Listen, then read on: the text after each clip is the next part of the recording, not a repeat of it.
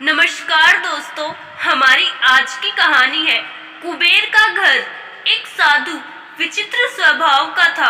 वह बोलता कम था, उसके बोलने का ढंग भी अजीब था। उसकी मांग सुनकर सब लोग हंसते थे। कोई चिढ़ जाता था तो कोई उसकी मांग सुनी अनसुनी कर अपने काम में जुट जाता था। साधु प्रत्येक घर के सामने खड़ा होकर पुकारता, माई अंजुलि भर मोती देना, ईश्वर तुम्हारा कल्याण करेगा, भला करेगा। साधु की यह विचित्र मांग सुनकर स्त्रियां चकित हो उठती थी। वे कहती थी, बाबा यहाँ तो पेट भरने के लाले पड़े हैं, तुम्हें इतने ढेर सारे मोती कहाँ से दे सकेंगे? किसी राजमहल में जाकर मोती मांगना। जाओ बाबा जाओ, आगे बढ़ो। साधु को खाली हाथ गांव छोड़ता देख एक बुढ़िया को उस पर दया आई। बुढ़िया ने साधु को पास बुलाया। उसकी हथेली पर एक नन्हा सा मोती रखकर वह बोली, साधु महाराज, मेरे पास अंजुलि भर मोती तो नहीं है, नाक की नथनी टूटी तो यह एक मोती मिला है, मैंने इसे संभाल कर रखा था।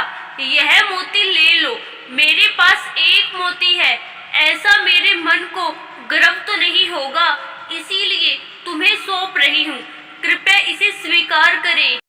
हमारे गांव से खाली हाथ मत जाना। बुढ़िया के हाथ का नन्हा सा मोती देखकर साधु हंसने लगा। उसने कहा, माताजी, यह छोटा मोती मैं अपनी फटी हुई झोली में कहाँ रखूंगा, इसे आप अपने ही पास रखना। ऐसा कहकर साधु उस गांव के बाहर निकल पड़ा। दूसरे गांव में आकर साधु प्रत्येक घर के सामने खड़ा होकर पुकारने लगा, माताजी, प्याले भर मोती देना, ईश्वर तुम्हारा कल्याण करेगा। साधु की यह विचित्र मांग सुनकर वहां की स्त्रियां भी अचंभित हो उठी। वहां भी साधु को प्याले भर मोती नहीं मिले। अंत में निराश होकर वह वहां से भी खाली हाथ जाने लगा। उस गांव के एक छोर में किसान का एक ही घर था। वहां मोती मांगने की चाह उसे घर के सामने ले गई। माताजी, प्याली भर मोती देना, ईश्वर तुम्हारा भला करेगा। साधु ने पुकार लगाई। किसान सहसा बाहर आया।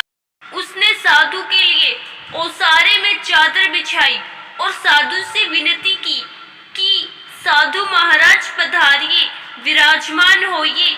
किसान ने साधु को प्रणाम किया और मुड़कर पत्नी को आवाज दी, लक्ष्मी, बाहर साधु जी आए हैं, इनके दर्शन कर लो। किसान की पत्नी तुरंत बाहर आई। उसने साधु जी के पांव धोकर दर्शन किए। किसान ने कहा, देख लक्ष्मी, साधु जी बहुत भूखे हैं, इनके भोजन की तुरंत व्यवस्था करना। अंजुलि भर मोती लेकर पीसना और उसकी रोटियां बनाना। तब तक मैं मोतियों की गागर लेकर आता हूँ। ऐसा कहकर वह किसान खाली गागर लेकर घर के बाहर निकला। कुछ समय पश्चात किसान लौट आया। तब तक लक्ष्मी ने भोजन बनाकर तैयार कर रखा था। साधु ने पेट भर भोजन किया। वह प्रसन्न हुआ। उसने हंसकर किसान से कहा, बहुत दिनों बाद कुबेर के घर का भोजन मिला है, मैं बहुत प्रसन्न हूँ। अब तुम्हारी याद आती रहे, इसीलिए मुझे कान भर मोती देना।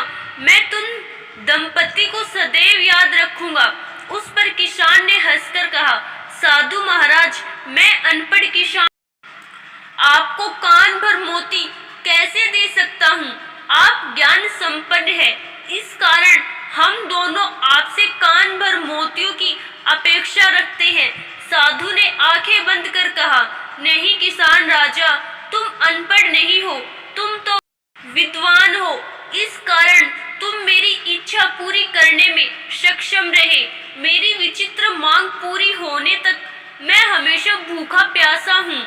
जब तुम जैसा कोई कुबेर भंडारी मिल जाता है तो मैं पेट भरकर भोजन कर लेता हूँ। साधु ने किसान की ओर देखा और कहा, जो फसल के दानों, पानी की बूंदों और उपदेश के शब्दों को मोती समझता है, वही मेरी दृष्टि से सच्चा कुबेर का घर है। मैं वहाँ पेट भरकर भोजन करता हूँ। फिर वह भोजन दाल रोटी हो या चटनी रोटी, प्रसन्नता का नमक उसमें स्वाद भर देता है। जहाँ आतिथ्य का वास है वहाँ मुझे भोजन अवश्य ही मिल जाता है। अच्छा, अब मुझे चलने की अनुमति दे। ईश्वर तुम्हारा कल्याण करे। किसान दंपति को आशीर्वाद देकर साधु महाराज आगे चल पड़ा। कहा पृथ्वी पर 3 ही रत्न है, जल, अन्न और सुभाषित। मूर्ख लोग ही पत्थर के टुकड़ों, हीरे, मोती, माणिक्य आदि को रत्न कहते हैं। आशा करती हूँ दोस्तों आपको हमारी आज की कहानी जरूर पसंद आई होगी। धन्यवाद।